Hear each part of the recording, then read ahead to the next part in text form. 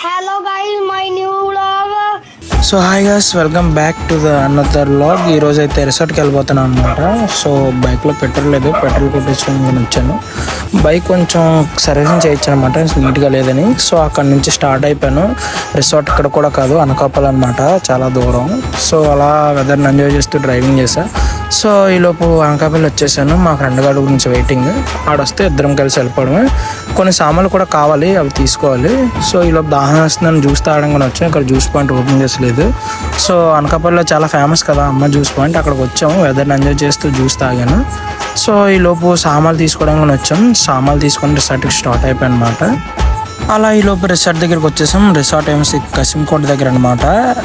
So అలాగ మా దగ్గర ఉన్న డ్రింక్స్ అవన్నీ ఫ్రిడ్జ్లో పెట్టడానికి వెళ్తున్నాం.